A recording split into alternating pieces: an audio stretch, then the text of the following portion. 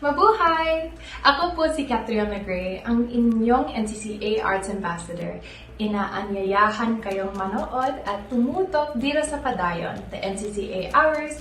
Halina't ma-inspire sa mga kwento ng pag-asa, makisaya sa kwentuhang puno ng kaalaman, at matuto sa ating sining at kultura. At para laging updated sa mga kaganapang pangkultura, bisitahin, i-like, sundan at mag-subscribe sa Facebook page, Instagram, Twitter account at YouTube channel ng National Commission for Culture and the Arts sa @NCCA Official. Muli, ito po si Catriona Gray. Padayon na! Sulong na! Ang mga opinyon, kuro-kuro at pananaw na ipapahayag ng mga panauhin at mga tagapagdaloy ay hindi sa programa, sa pamunuan o ng ahensyang ito. Tamang kaalaman, tungo sa malayang kaisipan. Ako po si Ferdy Isleta. Ang kultura ay susi sa kadakilaan. Ako po si Annie Luis. Isang oras lang ang kailangan. Ako po si Renena Peñas. Ito ang Padayon, The The NCCA Hour. Sulong na!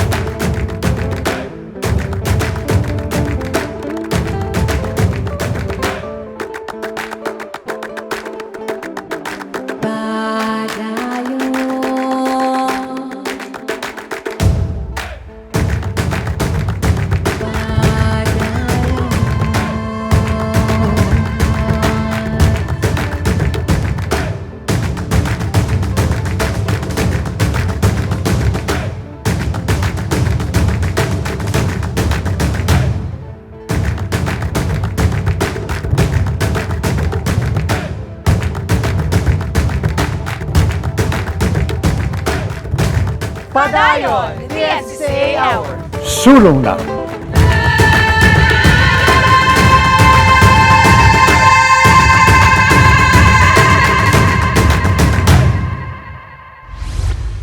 Mga partners! Sa pagpapatuloy ng ating paglalakbay para sa kauna-unahang Montañosa Film Festival o MFF na ginanap sa City of Pines o summer capital ng Pilipinas, ang Baguio City. Ano-ano nga ba ang mga dapat nating abangan? Isang espesyal na picnic ang inihanda para sa ating pinakamamahal na Tagapangulong Arsenio Lizaso, ang PicNick. Nakasama niya dito ang mga finalist sa kauna-unahang Montañosa Film Festival.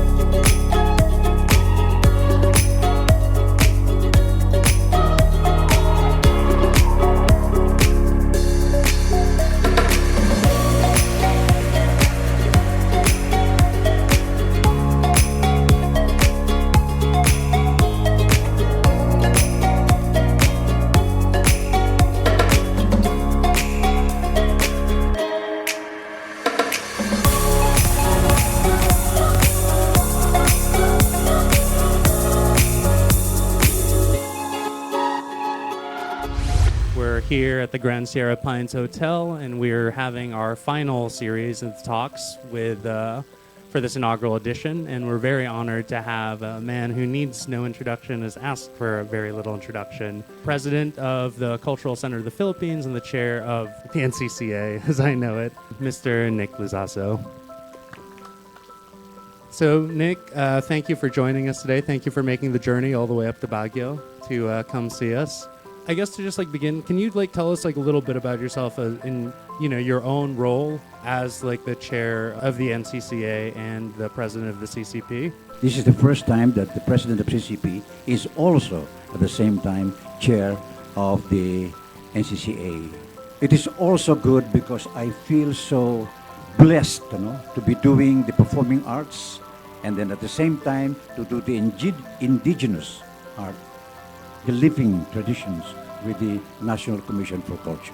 First, I'd like to acknowledge the presence of my friends and very much respected colleagues in the film. A long time ago, a friend of mine, the governor, Director General of the Film Academy of the Philippines, is Vivian Velez. And her partner, Pompey, a very good friend of mine. And of course, the beautiful chairman of the Film Development Board, Film FDCP, Liza, Dino-Seguerra. The first time Ferdy Balanag and Millie spoke to me about the festival was when we brought the Philippine Philharmonic here in Baguio way back in December of 2019, which is not very far away. They should be congratulated for everything that they did. This is a beautiful setup. I did not expect this. Nakakagulat. I mean, I'm really, really impressed. And I really, from the bottom of my heart, congratulate these two people. Festivals like this is very important because the festival makes people aware of film and the different arts. Oh, and I forgot a special invitation I sent to a friend of mine, member of one of the commissioners of National Commission for Culture, Dr. Rolando Tolentino. He's the chief, the head of the Commission on Cinema and NCCA. Also, in UP, Institute for Literary and Film. So, nandiyan ba si Rolando? Oh, there it is, yes. Very, very intelligent. I'm glad he could come. I'm glad he accepted our invitation because this afternoon it says picnic. I like the idea. That's why I came. Although I was already being prevented by my stepchildren not to come to Baguio because of the rise in COVID. I am not a kind of a czar or about film. Rolando Tolentino knows better about film. Vivian Velez knows about film. And Liza Dino knows about film. Me, but I can share you some personal things about film. When I was a young guy, we owned a cinema house, theater, in Santa Maria, Bulacan. Ang pangalan nung una, Cine Santa Maria. Then it became Cine Grand. So, nakabote pa ako ng milk at nakachipon, nanonood na ako, 3 years old, nanonood na ako ng sine. When I grow up, to be about 5 or 6, ako yung tinatawag na tambulero. Then you go around the town and the barrios to announce the film. It's such a beautiful experience to see people there telling you what life is all about. And to learn from it at the same time. I was lucky to be part of what we call the glorious years of filmmaking that you love. And you won't work a day. Today, they're just festivals. It's not an industry. When you say it is an industry because people live by it, that is industry. Yun ang nawala. Namatay yung industriya because at that time, 4 new movies every week come around. On a Friday, Saturday, Sunday. Kasi yan ang dinudumog ng tao. Of course, we still have the Metro Manila Film Festival and other festivals like Cinemalaya. But the thing is, I think it should go forward. It should be an industry so that people can live on filmmaking. I don't know how we can do it now, especially with the pandemic. Very difficult. What I'm saying is, I live in that world, the exciting world of entertainment. It's now your part to make it exciting in the future. I don't know, I mean, the people tell me I'm old. Sila may sabi noon, ako hindi. Because Confucius told me, forget age, and age will forget you. The other thing that I learned from him is look for a job that you love, and you won't work a day in your life. So have a good job. I enjoy it. I will enjoy it till the end of time. You know, when you were an emerging filmmaker yourself, you know, what was the kind of support that you really wanted to have back then, and now that you've risen up to be, you know, to be in this position, like you said, that's unique as like both the president of the CCP and the chair of the NCCA. What kind of support do you want to give to emerging filmmakers? Humingi kayo ng pera sa akin, bibigyan ko kayo. No, if you have a good project, come up with a proposal. There is something I want to tell you. Please don't forget to look back. I mean, looking back is seeing the films that you probably would not want to appreciate. But do that, because the filmmakers then know what is cinematography. They know what is storytelling. Marami ngayong filmmaker walang mata. I say, people tell me, hindi marunong ng source of light. Basta nakikita ng camera, like your cellphone, akala nila, yun na yun. Hindi. Naku, na namin pinag-aaralan niya, Diyos ko. The 5 C's of cinematography. But look back to the works of Jerry De Leon. Look back to the works of Berta Villana. Look back to the works of Lino Broca and all other directors, please. Storytelling. How, even Ronnie Po. Look back. Don't ever think that you are the greatest. Never. Never. Kasi you cannot be ignorant of your own predecessors. Filmmaking does not start with you. It started long before you came around. So you have to have that background. Storytelling. Iba ang storytelling ng film. Kasi tayo, akala natin storytelling is a script.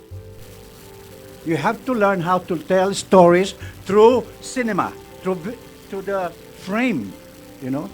The lines sometimes are incidental. The eyes can tell a story.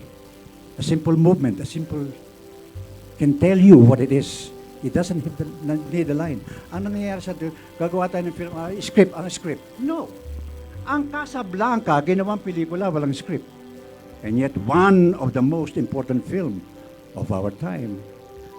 Sir, my question is, we have this YouTube University, but unfortunately, we really need to engage with filmmakers, directors, potential actors, where we can only meet these people if we have an institution here in Baguio, so the rest of the Cordillera will be able to engage with each other and mix our ideas, talent, and that is if we could have a school of film in Baguio City, so the rest of the Cordillera will benefit because we have a lot of talent, we have a lot of stories. Unfortunately, Manila is too far from us to engage and create our stories so it will reach the whole world. So can you help us? Can you give us a commitment of how a school could possibly be established in Baguio City where we, the filmmakers, can also have a sustainable source of income, like sharing our views, at the same time sharing our stories, at the same time our energy will never end. Kasi every time that our student will be there, we'll always find energy. So, yun po yung tanong ko, sir. That is now the motivation that we have with NCCA, NCCP, is to ignite, the interest from the different regions. Because stories can be better in the regions than even in Manila. You can be a better filmmaker than the filmmakers in Manila. Don't look up to Manila as somebody that you will learn from. You only learn from yourself. That's what I'm saying. You learn from your own region, from yung mga kinagisnan niyo rito. Very important. What happened to Kidlat Tahimik, hindi ba? Sabi sumikat sa Maynila. Sumikat siya in his own region. Now, regarding the school that you want, yes, I've started to talk to Ferdi about the Diplomat Hotel. I have asked him, I'm willing to help come up with a cultural center in Baguio. And I think that's going to be at the Diplomat, which will house filmmaking, dance, ballet, sculpture, literature, lahat yun. Doon sa Diplomat. Because you have such good people here like Ferdi and Millie, they're working so hard. And you know, my God, you have to have your own center. My dream is to have different centers, light, all over the Philippines, not just in Manila. And I think we have another question here from Jill. Hello, good afternoon po. I'm Julian Sanchez. I am the director of the film 10,000 Errors. And because you mentioned a while back that, you know, film was an industry back then. And, you know, you didn't want to state the reasons why it stopped becoming an industry. So right now, I'd really like to ask, you know, all of you guys, the reasons why you think it stopped becoming such a huge running industry and it has now become kind of stagnant. So what and how can we help as emerging filmmakers po? Well, make your films, but also develop among yourselves. Not just filmmaker, director, writing. Mag-develop din kayo nung yung mga people involved in finance, in advertising, in selling tickets, in promotion. Kasama yun ng filmmaking eh. But usually, hindi natin sinasama yan kasi sa atin parang hindi filmmaker yan. They are filmmakers.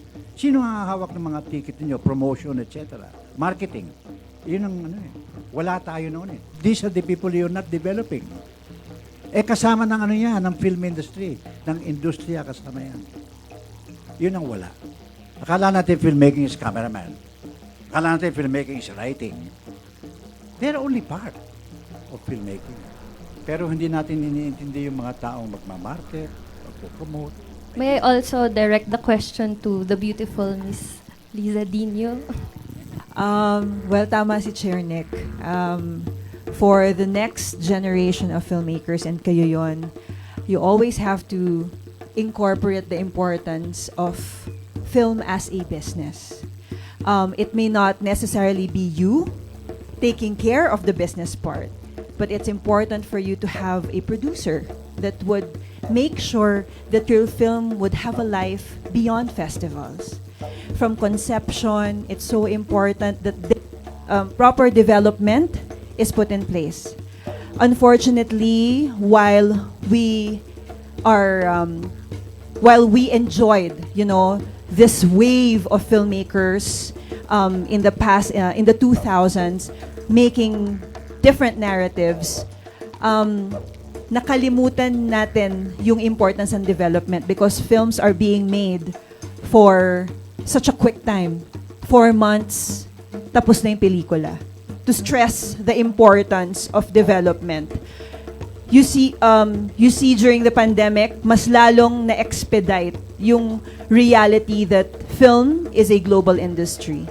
It's a globally competitive industry, and we have to make sure that tayo as filmmakers are responsible on creating quality films that would represent your work. There's a balance na there's this choice. Am I gonna finish my film or am I gonna wait until I have the right budget to make the film that I dreamed of? You don't want your films to be a missed opportunity. Ibalik ninyo yung sinasabi ni Chair Nick that everybody is putting quality as a priority. Just want to follow up on Jill's comments over there. I guess my question for you is what can we do, and what can you all do on the institutional side to allocate more resources, not just to the filmmakers that are already established and can avail of these international co-production funds, but really seeding not only emerging filmmakers, in Manila, but I think with a special focus on regional filmmakers who don't enjoy the same kind of institutional support. We have a program called the Festival Development Assistance Program, where this is actually the program where we support Montañosa Film Festival, and this is so the goal of that is for us to continuously discover and support the film festival directors who become the catalysts to make sure that there is a platform for filmmakers here. If there is a lack of school, there's a lack of institution, but you have the filmmakers here who are raring to make their films made and find platforms for that, then that's where the support of the FDCP comes in. You've just created a very important regional hub, for regional cinema in this part of the country. There used to be no such thing as Cordilleran or Baguio-based kind of festival and filmmaking practice, but now it's coming to the fore. It's also the opening of Cinema Region, which is the flagship program of the National Committee on Cinema. And because you already created an important hub for this part of filmmaking practice in the country, then next year we do hope to feature your films in that sole platform geared towards showcasing the best of regional cinema. So this year, because of the pandemic situation, it needed to let go of a face-to-face kind of gathering. But on the other hand, it brought in also one of the biggest numbers of films to be programmed. So if you go online and if you have a Vimeo account, you can access more than 119 films. It's also allowing access to a global audience. What used to be a kind of Davao-based or city-based kind of Cinema Region, for the first time, it's because of the online streaming platform on demand. So congratulations again, and we do hope to make it a sustainable project, this kind of filmmaking practice from the Cordillera or Baguio and this part of the country. As a government agency, siguro si Liza and also si Direct Nick can attest to this, that we really need government support. Well, I can say that the government has to help us in regulating. I think foreign films coming in, kasi wala tayong laban, di ba? Pagka dumating na yung mga magaganda at saka malalaking pelikula ng Hollywood. So I think the government has to protect our film cinema, the film industry itself. So I think those are the ones that I really want to, what should I call it, lobby, sa government, that we can, and more budget for FDCP, NCCA, and also a budget for Film Academy. So I think, kasi yung school na yan, we've been talking about that because, when you say Film Academy, it's an academe. So we don't even have, a school. So those are the frustrations that it's a letdown for me to be talking about it, but I think we should be serious and to voice out. Yeah, it's like what else can we do to make ourselves visible, to really call attention to regional filmmaking here? Just don't give up. Just continue what you feel is good. If it is your passion, you have to do it, and you can't get away from it. Pursue what you feel with your heart. That's very, very important. What your mind will tell you is tell you not to do it. Your heart will tell you what to do next. Isang makabaluhang picnic ang ating nasaksihan sa PicNick dahil nagkaroon tayo ng pagkakataon na mas makilala ang mga finalist ng Montañosa Film Festival at napakasaya ng kanilang kwentuhan. Mga kapadayon, muli kaming samahan sa makasining na paglalakbay. Ito lamang sa Padayon. Kwentong diskarte ng mga Filipinong patuloy na lumalaban sa gitna ng pandemya. Ating pakinggan, ating hangaan, dito sa Sining Inspirasyon.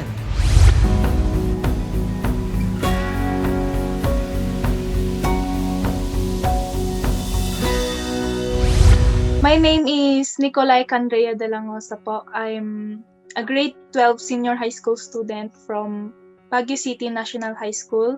Visual artist po ako, specifically painting po. Ngayong pandemic po, dami po akong realization. Parang dito ko po na-realize na ano po yung mga gusto ko at kailangan kong gawin sa buhay. Tas ngayong pandemic po, parang ngayon po nag-improve yung skills ko. Ganun. Na-lockdown po yung nanay ko sa Manila. Tapos, matagal po siyang hindi nakauwi. Kasi 'di ba nala-lockdown. Pati rin po dito, kaya hindi po siya nakakauwi. Ang mahirap pa doon kasi yung kami lang dalawa muna ng kapatid ko yung naiwan. Tapos ang daming kailangan gawin kasi nag-aaral pa po kami. Parang ganun po. Yun po yung isang mahirap na pinagdaanan po namin. Ang naisip ko po kasi that time, kailangan kasing maging strong po. Parang dapat kakayanin po lahat. Kasi wala naman pong mangyayari kapag wala ka pong ginagawa. Kailangan pong gumawa ng paraan para po may mangyari. That time po kasi ng lockdown, meron po yung time na nag-temporarily po na jobless yung nanay ko. Kasi parang nilipat po ata siya ng kumpanya. So parang naging tulay din po yung pagpipinta ko para po makatulong din po kahit papaano sa financial po. Kunwari po, buti na lang po dati meron po kasing nagsali din sa akin na friend ko na artist doon po sa group na yon. Tapos marami pong opportunity na gaya ng mga exhibit, tapos mural po dito sa Baguio, tapos nasasali po kami. May mga binibigay din po silang pera pag mural, tapos nakakabenta rin po ako ng paint kahit papaano. Pandemic po kasi, parang doon po tayo nagkakaroon ng realization sa bagay-bagay. Kaya parang ngayong pandemic ko rin po na-improve yung sarili ko, pati na po yung skills ko sa pagpipinta kasi minsan po, yun lang po yung ginagawa natin eh. Tapos, nagbago lang po lahat nung sumali na po ako sa grupo namin sa Pasakalye. Kasi ang dami ko pong nakilalang mga local artists, pati na rin po mga national artists. Sila Ben Cab po, tapos si Kidlat Tahimik po yung dalawa. Parang na-inspire po ako sa mga artist na nakikita ko. Sinabi ko sa sarili ko na gusto ko rin po maging katulad po nila. Successful artist po. Just keep dreaming lang po. Tapos, grab all the opportunities that comes on your way. Yun lang po. Tapos, kapag may gusto kayo, gawin nyo lahat para makuha yun. Just stay positive po. Lagi natin iisipin na kahit mahirap tong pandemic, may mga bright side din po na nakukuha. Meron naman po siyang benefit kahit papaano, nagkakaroon tayo ng mga pagmuni-muni sa buhay, tsaka marami rin pong opportunity na nakukuha kahit na po pandemic.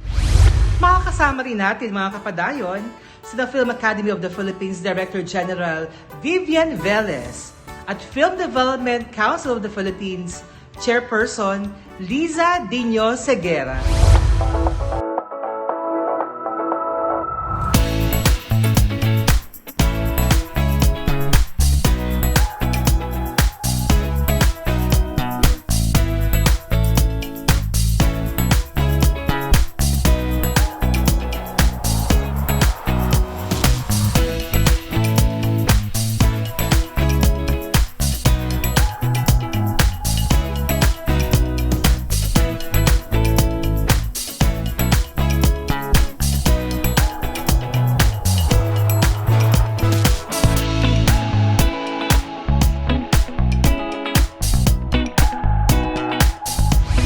It is really a bold and courageous gesture ng Baguio government, the filmmakers, and of course the organizer of Montañosa Film Festival.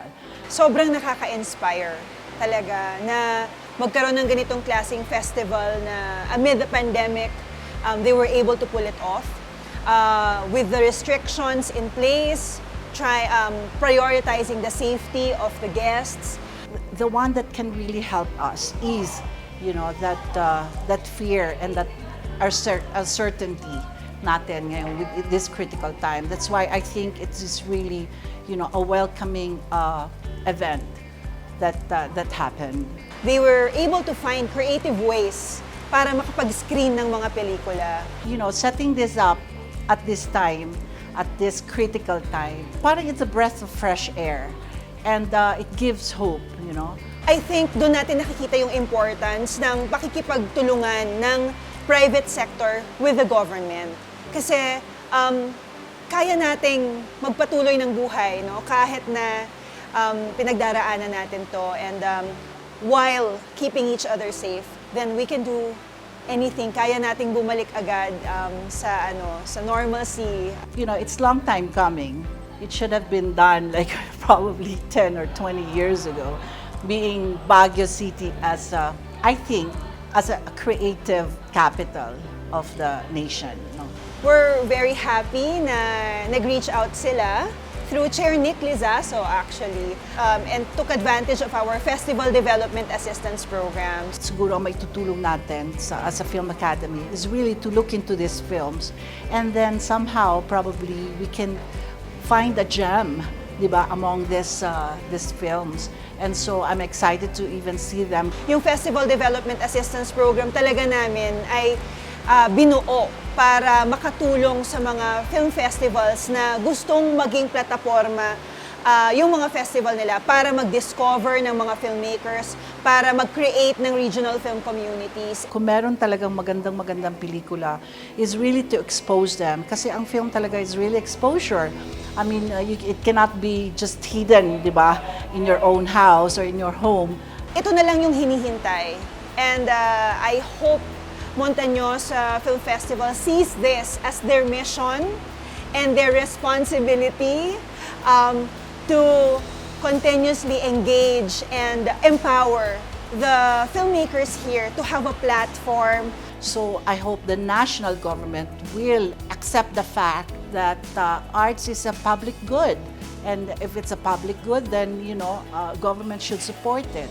It's important for you to understand also the landscape of the Philippine film industry. Where do you want to go, di ba?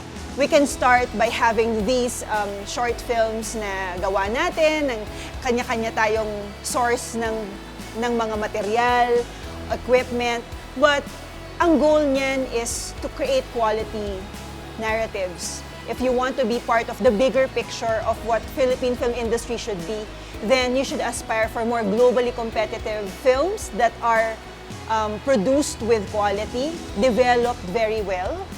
And please take advantage of the opportunities out there for you to enrich yourself and learn more about filmmaking. It's really a sacrifice. It's really, yun nga yung mga tinatawag nila, di ba, struggling artist, because we are a struggling artist. I mean, artista din ako, and a filmmaker at that too. It's a passion, you know. I am Undersecretary Liza Dino-Seguerra, the Chairperson and CEO of the Film Development Council of the Philippines. Padayon Montañosa Film Festival, Padayon. Hi, this is Vivian Velez, Director General of Film Academy of the Philippines. Para po sa Pilipinas, Padayon, Sulong.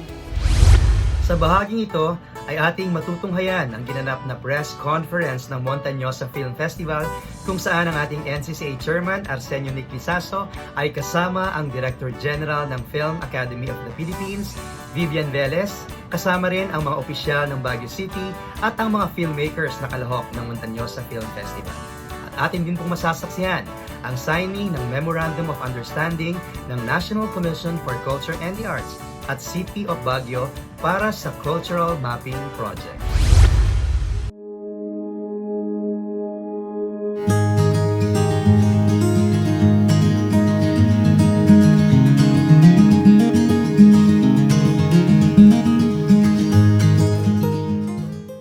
So the MOA signing is between the National Commission for Culture and the Arts and the City Government of Baguio.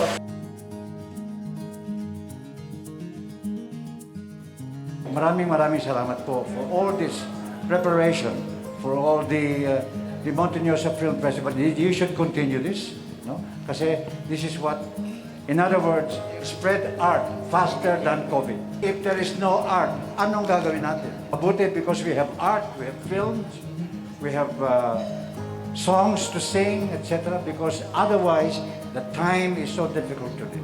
Congratulations. Continue your film festival. Ito ay phase 1 lang ito. The phase 2 is the launching of the research of 101 books covering 101 indigenous communities all over the country. So I consider this as a priceless document that we can offer not only to the indigenous communities all over the country, but we can offer this for the next generation. Thank you po. So, in behalf of the city government, we thank all of you, the organizers, as well all the participants, the different tribal leaders, and of course, the NCIP family na imbangag sa pakadatayo amin, agbiag tayo, God bless. It's been, it's a long time coming. I've been really wanting to have this festival be created here in Baguio City and, Cordillera region. Kasi it will help ease, diba, the social isolation that we're having right now. And I always believe that art heals, so you just don't know how impactful it is to the whole industry, to the film industry.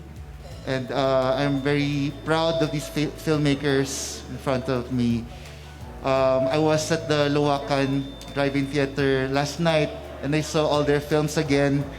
And wow, it was a very moving experience. Even if I had seen these films many times already, to see them on the big screen and with a big crowd watching, it was really moving. And I thank you, filmmakers and organizers of the festival, for inviting me to be part of it. I think what the Montañosa Film Festival here is doing by raising the voices of emerging regional filmmakers is an important mission, and I appreciate the support of the government and the artists, the contributing artists, and all of the volunteers and filmmakers, and the entire community that has really raised up these voices and put them front and center at this festival, which is very rare. And I think that you guys should be pointing the camera at these directors down here, because they're going to be the titans of cinema for tomorrow. So thank you very much. Walang laban yung COVID dun sa pagka-come together ng community, cinema, and creativity here in Montañosa.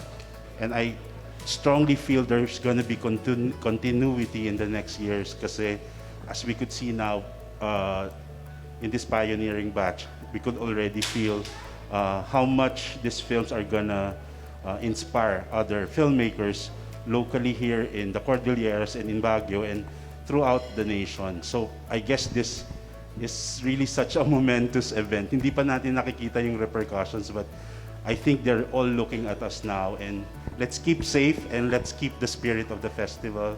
And thank you for having the whole jury for the duration.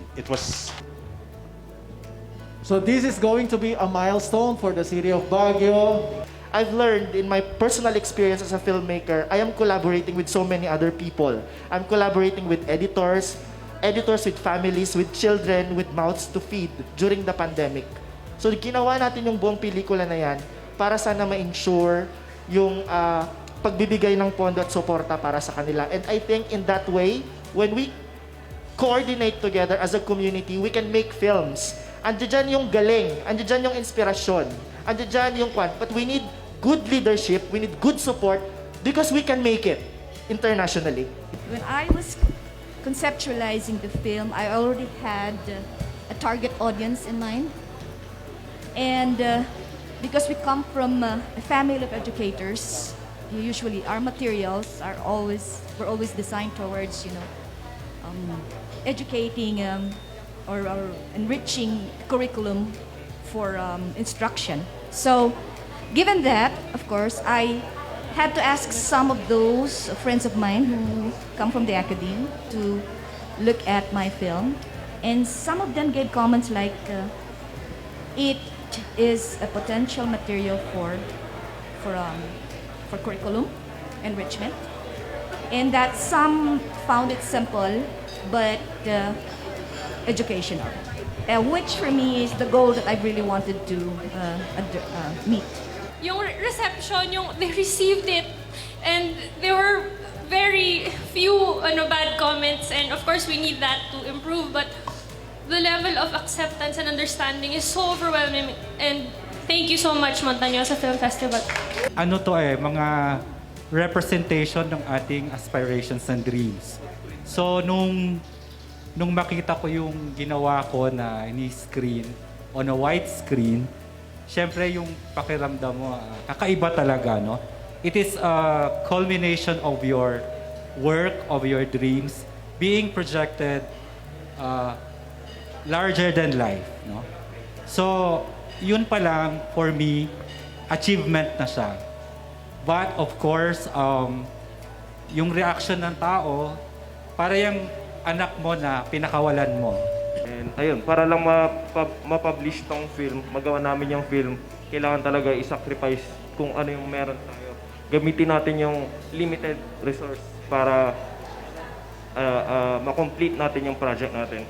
Was I really maximized the use of the seed money that Montañosa gave us, since I think my film is the shortest talaga out of all the contestants here. So, yung anong na-produce ng film, ano yung napanood niyo po dun sa film ko, is yun yung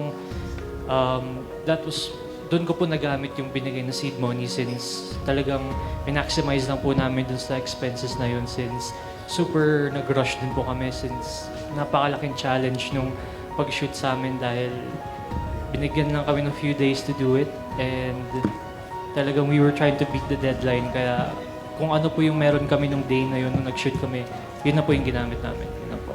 Kasi kung may istorya ka na gusto mong i-shoot, gagawin mo lahat ng paraan. Gagawin mo lahat talaga ng paraan.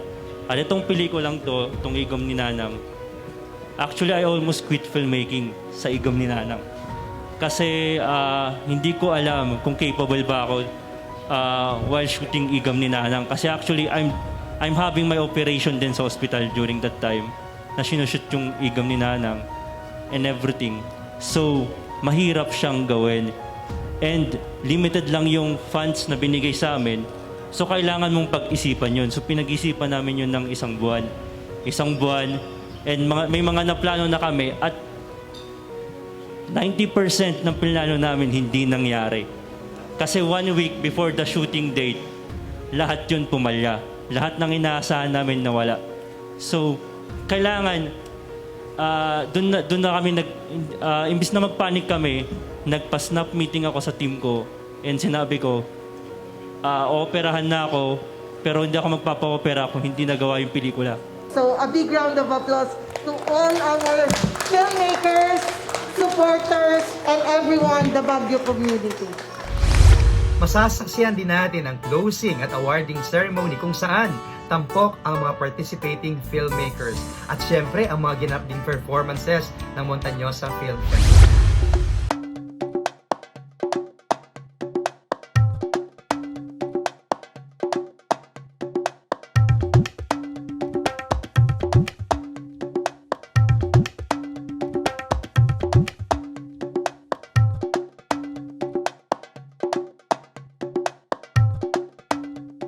Ladies and gentlemen, welcome to the awarding and closing ceremonies of the very first Montañosa Film Festival.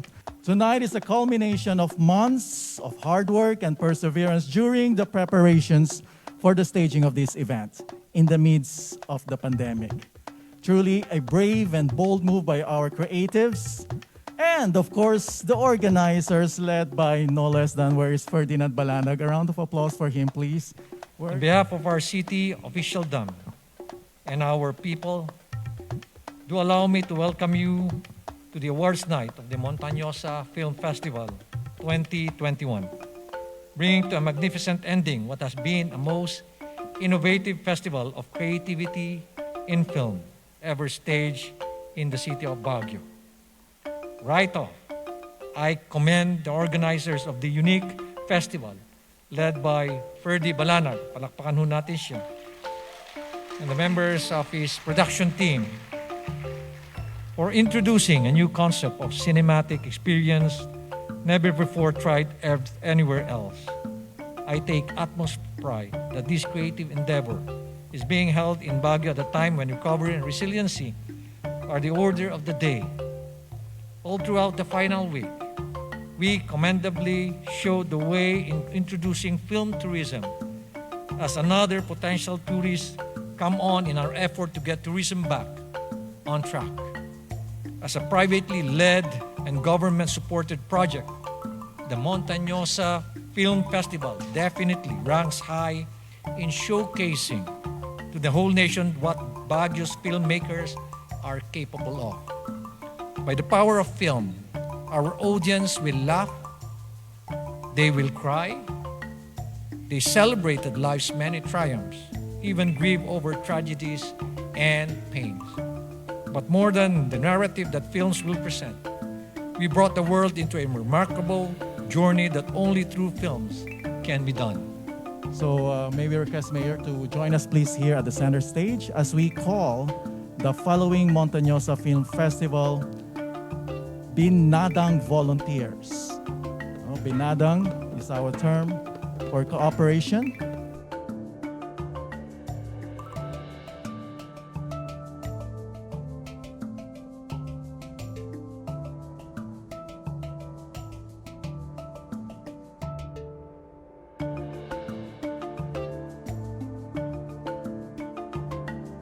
We have come to this part that we have been waiting for. But before that, I would like to call the members of the Montañosa Film Festival jury to come up on stage to witness the awarding ceremony and to receive a simple token of appreciation from the organizers of Montañosa Film Festival. They made a lot of sacrifice, and I think in behalf of the members of the jury, Mr. Emmanuel de la Cruz would like to give a short message. We first want to stress how difficult it was to deliberate among such stunning short films. Many from first-time filmmakers. The craft, focus, and bravery of these movies exemplify the diverse voices to be discovered in the Cordilleras. And in recognizing them, we hope to amplify their achievements and provide a jumping-off point for these filmmakers' emerging careers and, of course, their future cinema. Starting off with the jury prize for emerging cinema. We would like to call the Cine Abreño Festival Director and filmmaker, Dexter Macaraeg, to read the citation and present the award. The jury prize for emerging cinema goes to The Highest Point, a film by Carl Pataksil. The awardee for the jury prize for emerging cinema will receive a trophy specially created by the Baguio artist Alan Manalastas, a cash prize from the Department of Tourism, and a trip to Bohol for two from the Tourism Promotions Board. Next is the jury prize for world building. We would like to call our Honorable Councilor Vladimir Cayabas to please read the citation and present the award for the jury prize for world building. The jury prize for world building goes to 10,000 Errors, a film by Gilin Sanchez.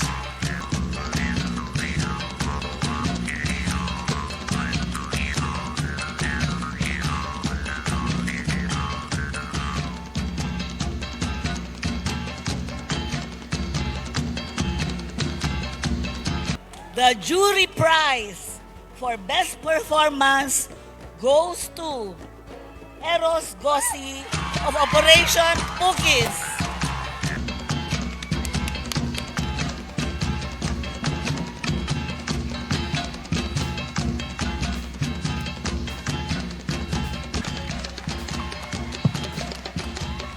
The Independent Spirit Award goes to Moises Soriano and Amber Makasinag of the film Igem ni Nanang.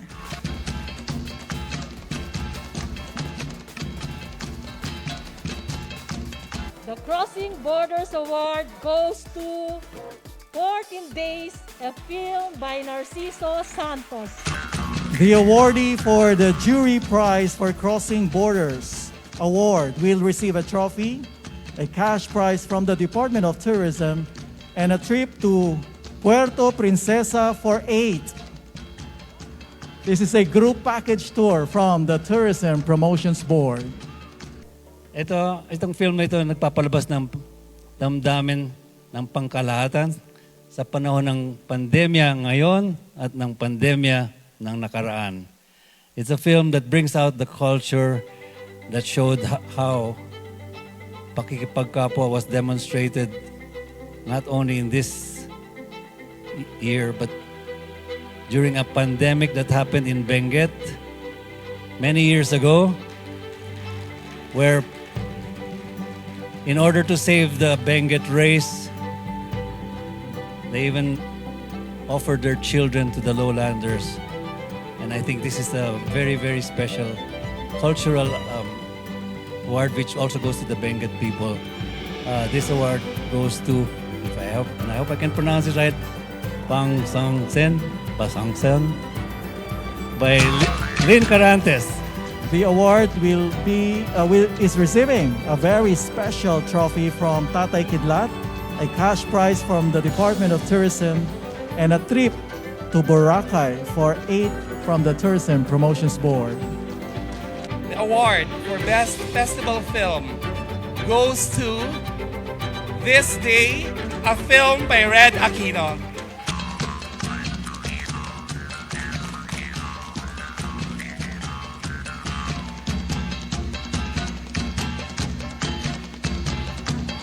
The awardee for the jury prize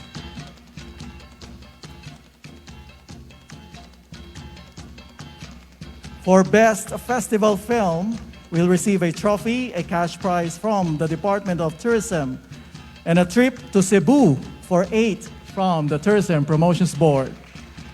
Once again, thank you very much. Congrats, everyone. See you in the next Montañosa Film Festival. Mga kapadayon, ilan lamang ito sa ating mga exciting na kaganapan sa ating coverage ng Montañosa Film Festival sa Baguio City. Samahan kaming muli ng aking mga partners sa susunod na Sabado at Linggo sa pagpapatuloy ng ating paglalakbay sa Baguio City sa ating coverage ng Montañosa Film Festival. Para laging updated para sa mga gawaing pangkultura, sundan, i-like at mag-subscribe sa Facebook, Instagram, Twitter at YouTube channel ng National Commission for Culture and the Arts at NCCA Official. Dito sa programang Hatid ng National Commission for Culture and the Arts, ugaliin kami samahan tuwing Sabado at Linggo, alas 3 ng hapon. Maraming salamat sa pagtutok sa aming programang nagbibigay ng kaalaman. Sa programa naghahatid ng kasiyahan. At sa programa nagbibigay ng inspirasyon. Ito ang Padayon, The NCA Hour. Solong na!